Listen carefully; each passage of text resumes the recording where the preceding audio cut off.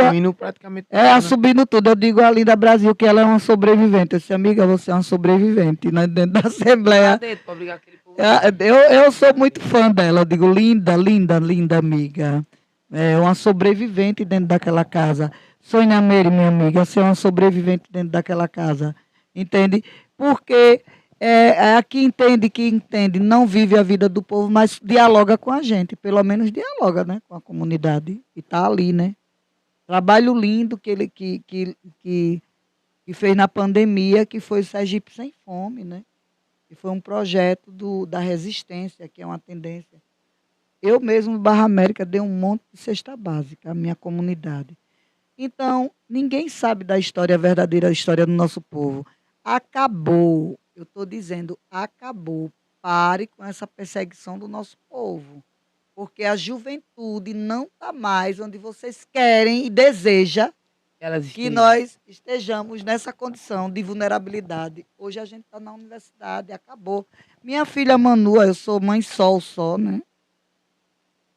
Só. E todos os meus filhos entraram na UFES. A última agora é a Catarina, que entrou. Ela já tinha entrado em 2017, se eu não me engano, mas não quis.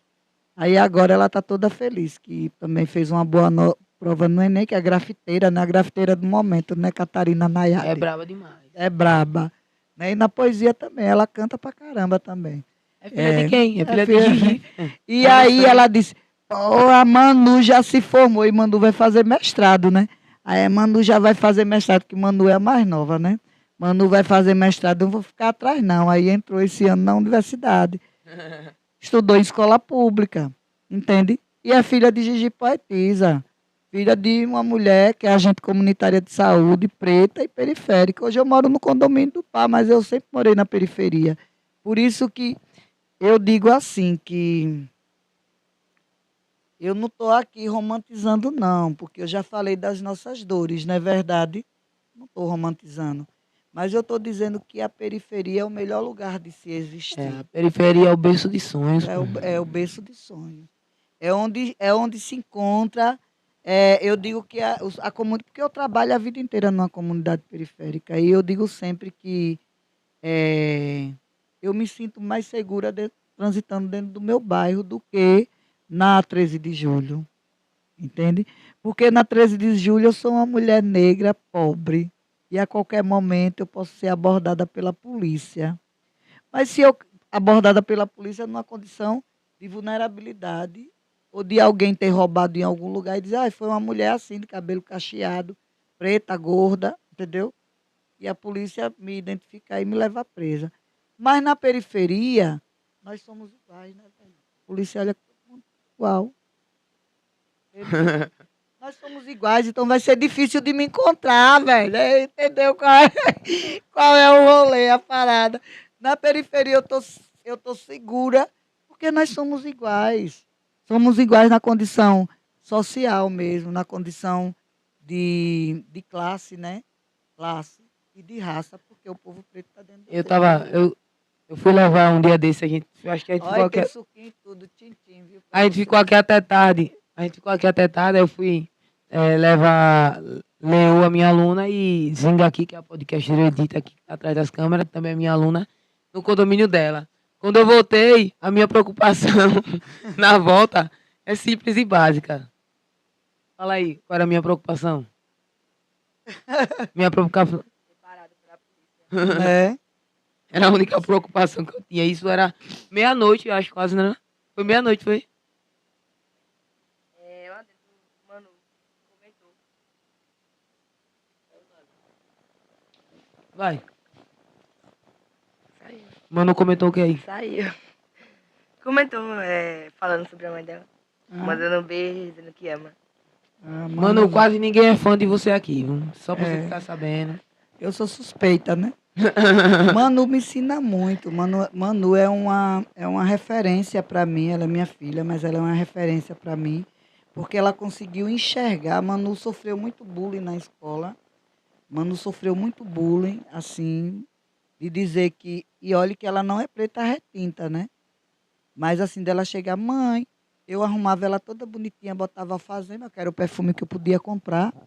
fazia uns cachinhos nela, aqueles cachinhos, e ela chegava e dizia, mãe, eu não quero ir para a escola, o que foi, mano? Estão dizendo que eu tenho piolho, entende? Disseram que, mas filha, você não tem piolho? Não, mas estão dizendo que eu tenho piolho.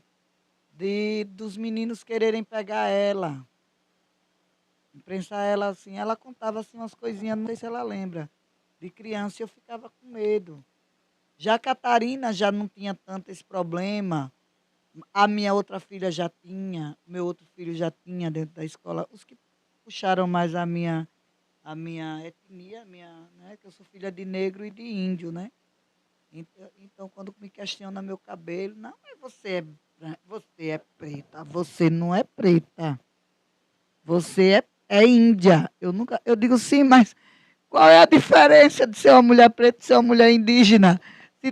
Se é preto e pobre, né? Até no meu livro eu falo isso. Numa poesia, pretos e pobres se refugiavam dentro dos quilombos. E preto e povos originários, que são índios, né? Meu pai odiava esse nome, viu?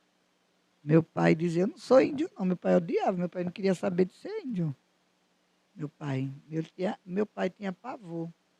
Minha mãe não tinha pavor, mas era por conta da discriminação, do racismo, né, mesmo, né? Chamava discriminação.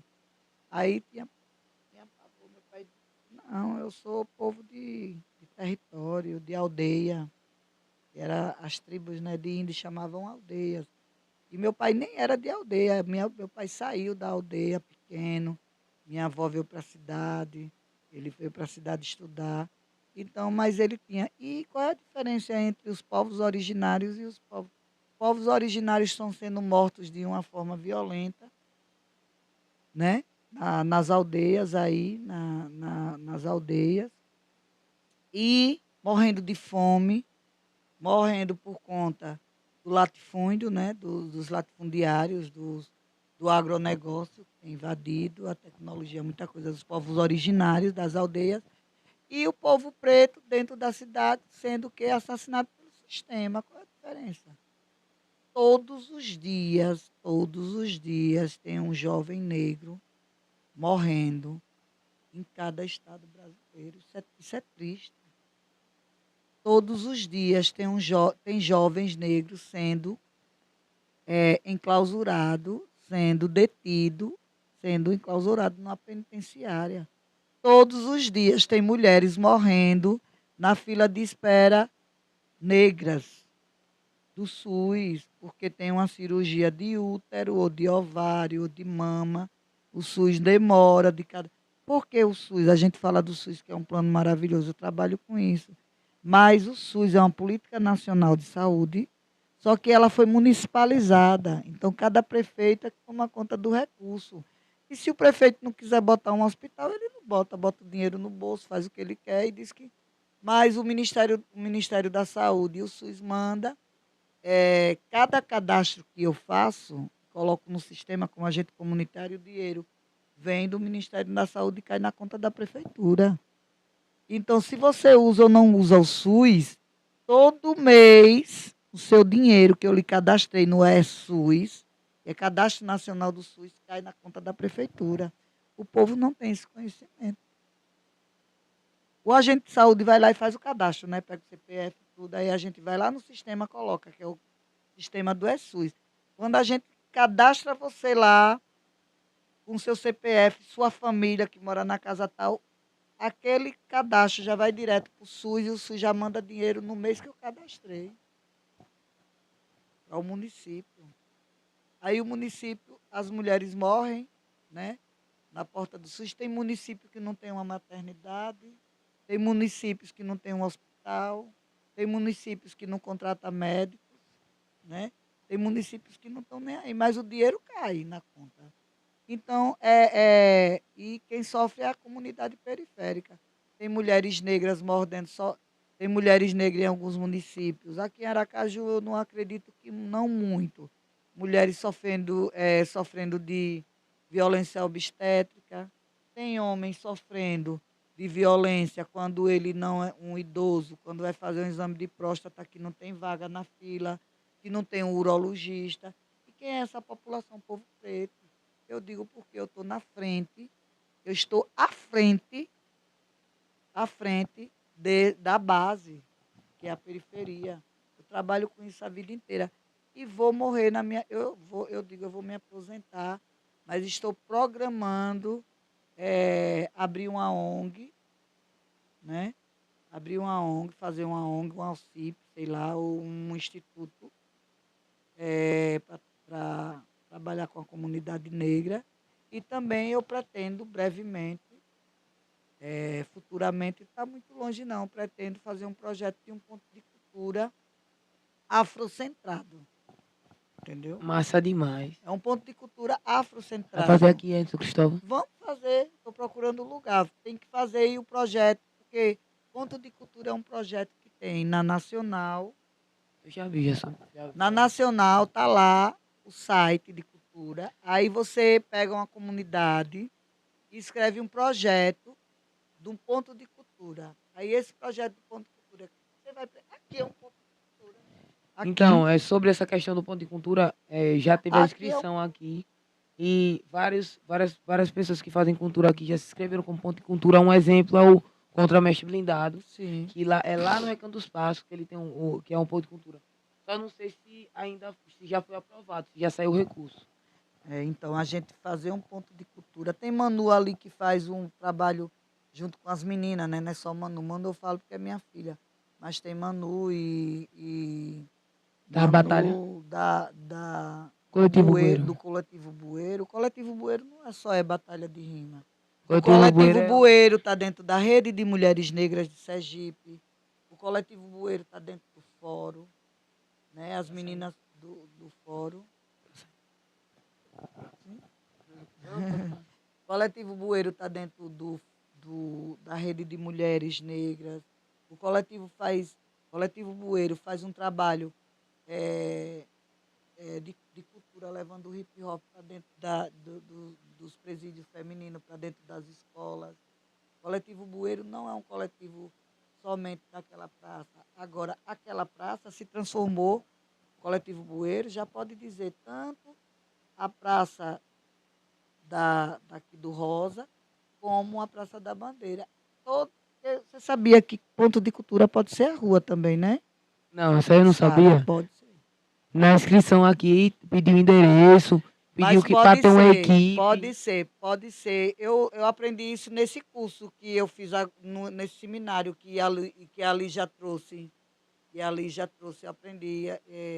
Eu vou ter até o site, depois eu passo para vocês. Só que esse ponto de cultura, ele vem dizendo povos de matrizes africana, mangabeiras, capoeira. Depois eu te mostro. Que pode se inscrever no ponto de cultura. Eu tenho um site, tenho tudo. E, inclusive, pode ser o ponto de cultura uma praça da cidade. Por que a praça do Rosa Elze ali pode ser um ponto de cultura? Porque é um ponto de cultura público. Eu não sabia disso. Olha que ideia cheque. No projeto você coloca ponto de cultura, Praça do Rosa, Movimento Bueiro. Aí lá tem as classificações. Se está localizado em um bairro, se é numa residência. Aí lá tem público. Se ligou? Aí a rua é o quê? Pública. Aí ele entra na classificação de público. Aí é o ponto de cultura de rua. Mas E a gente não sabe disso. Eu aprendi no curso aí que o seminário da Rema deu. E a Lígia não está assistindo, mas eu aprendi isso no curso, velho. Olha. Eu digo, como é gente. importante, né? A praça, o primeiro movimento Poesia Marginal, né? Que nasce ali Na bandeira. na bandeira, né? Que foi. O menino colocou Poesia Marginal, porque eu fui considerada a única e primeira poeta marginal, né? De Sergipe, né? Tem até alguns artigos que falam sobre isso, né? Que eu fazia nos anos 80, ditadura, eu ficava declamando na rua, nos bares, e fazia poesia de rua, né? E não era hip hop, mas era poesia, chamava contracultura, né? Porque era cultura, era identificado como uma coisa rica. E quando eu vinha com uma poesia Na minha rua tem tanto lixo e buraco, quando chove é tanta água que inunda os barracos. O nosso povo todo mês pagando taxa, a prefeitura não dá bola e a gente é que se lasca. Então isso era contra, que é o hip hop quando faz as denúncias, é considerado arte contra a cultura, poesia marginal. Depois vocês podem dar uma pesquisada e ler sobre isso. E aí eu fazia muito isso, aí todo mundo dizia assim, isso é poesia marginal, poesia marginal. A gente fala criminalidade, para a polícia a criminalidade, para a, a, a, a burguesia e a classe dominante, a palavra marginal é no sentido pejorativo, de coisa ruim, entendeu? Mas Que já hoje, foi imputado, né? que já foi imputado que hoje, né, a lei dos direitos humanos e tudo diz que a marginal é quem vive à margem da sociedade, né? Já modificou isso, né? E hoje quem é marginal é quem vive à margem da sociedade, né? Que os direitos humanos pegou muito no pé disso aí, porque então eu era considerada uma poetisa de contracultura, né? E aí numa roda de conversa, lá na Praça da Bandeira, eu fui explicar o que era poesia marginal. Aí a galera, então aqui vai ser poesia marginal, né? E nasce o poesia marginal. Aí a galera, quer dizer que nós então do hip hop, na batalha de rima, nós somos marginais. Eu digo, sou marginal, poesia marginal, porque é a contracultura, né? O que a sociedade pensa de cultura, a sociedade burguesa. O que é que a escola ensina? O que é cultura? Cultura, aí vem. O que é cultura? É a comida, né? Fala sempre que é a cultura do povo preto, é a culinária, é a dança, né? Para o povo preto, a história ensina isso. É a dança, é a culinária, é as lendas do folclore, isso é cultura, né? Para o estudo. Eu estudei muito isso. Na minha cabeça, só via que cultura era isso quando eu era criança. Tão engraçado isso, gente. Mas a educação evoluiu bastante. Eu estou indo junto com ela, mas eu não esqueço do meu passado, do que me ensinaram, né? E quando eu comecei a declamar essas poesias, aí diziam que eu era marginal, né? E muita gente não me aceitava, por exemplo. Tinha uns saraus poéticos na sociedade ali na praça da catedral, ali não tem aquela galeria Álvaro Santos, não tem uma galeria de arte ali na esquina, na praça da catedral, na esquina com a rua Itabaiana, Itabaianinha. Ali tem uma galeria, está acontecendo até umas obras de arte, umas exposições lá. E em cima, os intelectuais, os poetas intelectuais faziam, era encontro poético. Aí tinha café com poesia, aí tinha um monte de coisa aí. Muitos iam, quem publicava livro, e eu ficava de fora. Eu chegava de surpresa, eles não podiam me botar para fora. Aí eu mandava poesia marginal, a minha poesia. E assim, eles não podiam me tirar, às vezes tinha a imprensa, isso na ditadura, né? Aí eu ia assim, bem ousadamente, lombrada, né? Eu fumava um baseado na época. Aí eu chegava, não gostei. Aí não podiam me expulsar, velho. Aí eu ficava lá e mandava minha poesia, entendeu? Mandava minha poesia, eles tinham que me engolir.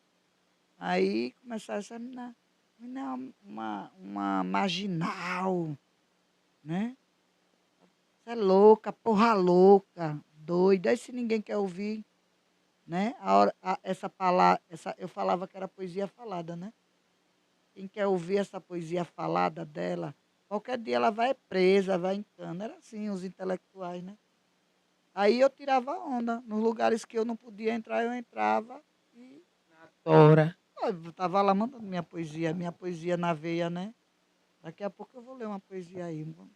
Vamos. Você que está me Pode mandar, fique entrevistando à aí. vontade. Você que está me É, entrevistando. Já falei pra caramba. o podcast é isso mesmo. Se você quiser Essas mandar uma vivências, né? poesia, se quiser Essas, mandar uma poesia agora, a gente ficaria- essas vivências, né? E aí a poesia me salvou, né? A poesia me salvou. Por eu ser a poetisa marginal, Um dia eu conversando com o NG, Lampião. Lampião da Rima, quando ele não era esse NG, se ele tiver, ele não está me ouvindo, se ele estiver assistindo. Ele acompanha, ele acompanha. Aí Lá embaixo. ele chegou lá em casa, mais Manu, e ele vendia água ali perto no sinal do João Alves. Aí ele chegou lá em casa, Manu levava, né? Toda a vida os meninos levaram artista lá. Aí eu conversando com ele e tudo, aí ele mandou uma poesia, ele todo assim, ele não era esse NG, né? NG. Eu disse a ele, safado, vai lá em casa pra gente trocar uma ideia e comer, fazer uma comidinha pra você. Ele não era. Aí ele me contou que uma vez a polícia parou ele, né? Muito interessante essa história dele. E ele ainda não era esse cara que mandava rap na rua mesmo assim. Ele ainda era meio acanhado, ele falando. Aí a polícia perguntou o que é que ele fazia. Aí ele disse: Eu sou poeta e eu sou poeta de rima. Ele me contou isso. Eu faço rima. E a polícia foi dar um baculejo nele, né? Aí disse que o policial disse: Você faz rima? Que rima? Então mande uma rima aí, né? Aí ele mandou uma rima, puxando meio que o saco dos caras assim, né? E acabou que a polícia liberou ele, né? Porque então a poesia ela tem esse poder. A poesia ela é poderosa. A oralidade é. Eu tenho maior vontade de fazer um encontro sergipano de poetas da oralidade. Que é para a gente só falar sobre contar essas histórias do que é a poesia marginal, do que é a poesia contemporânea, do que é a poesia, do que é um acróstico, né? De falar da literatura e falar da poesia marginal, né? A poesia marginal, que é essa poesia que hoje é considerado as batalhas de rima. Se isso fosse na época da ditadura, que aqui não tinha tanto, mas porque o hip hop ele nasce na década de 50. Então, na década de 50, então já existia nos Estados Unidos, nos Brooklyns, né? No Brooklyn, nas comunidades negras, né? E lá tinha o apartheid, né? Preto não misturado com branco. Aí vem a história de Rosa Parks, né? Que foi a que fez o primeiro enfrentamento. Aí vem a Angela Davis, né? Contra os clãs, né? Que se reunia para matar os pretos. Nos Estados Unidos foi revolucionário. Aí vem a África do Sul com a prisão de Mandela, quando ele faz aquela revolução do apartheid. E na América tinha esse coisa, a África, até hoje, né? A África do Sul vive em guerra, né? É, mesmo com Mandela, que passou mais de 30 anos, 38 anos preso, e por conta dessa coisa aí, e nós somos África. Só que na África, nos Estados Unidos, o apartheid, ele era uma coisa que era institucionalizada. Né? Preto não se misturava com branco, e era separado mesmo. Branco não podia. E é isso que trompa, né? Esse doido quer fazer. Né? Supremacista, ou sei lá o que é que ele é. Ele quer que volte, né? Ele quer que volte essa separação, por isso que ele não aceita eh, Imigrantes. os imigrantes, porque ele quer fazer a separação. Ele quer fazer a separação da supremacia branca. Ele quer dizer que ele quer separar. E ele quer voltar a fazer isso nos Estados Unidos. Nos Estados E Unidos. o motivo dele estar fazendo toda essa política aí, pessoal, é para distrair que os Estados Unidos estão se fudendo economicamente, para distrair a população, para causar guerra civil. Que é com que os Estados Unidos ganham dinheiro. Arma. Com arma, né? Tá vendo que nós, povo preto, também é política, é cultura e Ninguém é é besta, não. pesquisa. Aqui ninguém é menino, aqui todo mundo sabe. Aqui, então. Aí, o que é que acontece? No Brasil, era a ditadura militar. Um dia teve a Comissão da Verdade lá na OAB. Aí eu fui, né? A Comissão da Verdade, até o único preto, o único negro, ele não era negro na Comissão da Verdade. Foi o Hélio Mangueira. O Hélio Mangueira é negro, mas não coloca ele como negro. Só tem homem branco que morreu na ditadura militar, em Sergipe. Aí estava lá o debate lá na OAB, Comissão da Verdade, aí estava lá dizendo que o Wellington Mangueira foi quem mais sofreu, que não sei quem foi quem mais sofreu. Aí eu dizia, é engraçado, quando fala da história da ditadura militar, não aparecem os negros, né? Os revolucionários negros, onde eles estavam. E isso, o MNU, que é o meu movimento, na década de 70, 73, surge a partir dessa revolução do povo preto ser morto. Ser morto, pagar por aquilo que não... E enquanto a polícia, a ditadura, estava prendendo, esquartejando e sumindo com os brancos, os negros nem entravam na estatística, porque ele já matava, já jogava na vala, entende? Rapaz, A ditadura ela foi cruel com o nosso povo, a ditadura é. porque não existe na estatística do Brasil, da história do Brasil, a morte, o extermínio do nosso povo na ditadura militar. Não tem. Eu já procurei, não tem. Não existe um artigo. Eu tava. Teve um E onde episódio. estava o nosso povo, né, na É isso. ditadura? Teve um episódio aqui falando sobre a ditadura militar com o professor Romero. A gente falou sobre a ditadura militar. E antes disso eu li a biografia, li um resumo da biografia do tal Brilhante Ustra lá, o torturador. E dentro dessa biografia tava lá umas falas e tava tem uns documentos que mostram que eles pegavam os moradores de rua para treinar a tortura. Isso, pronto. Chegou. E quem são os moradores de rua? O povo preto. Entendeu? Foi esse debate que eu abri. A ditadura pegava o nosso povo para ser a escória deles. A escória do mundo, para matar, assassinava, para treinar. Era um treinamento.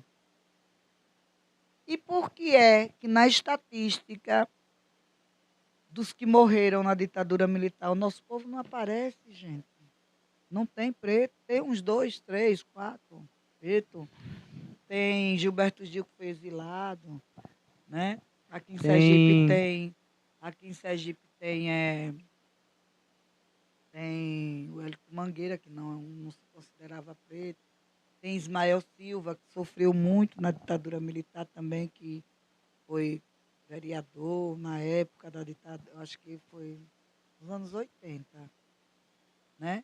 No final da ditadura. E não fala do nosso povo, porque o nosso povo era exatamente isso que você traz. Olha como a história do nosso país, ela é na ditadura. O apagamento da nossa história, né? O apagamento da nossa história, o silenciamento da nossa história, né? O apagamento. E hoje com as redes sociais está aí nítido, né? Que o povo está nítido, que é o que o racismo faz com a gente.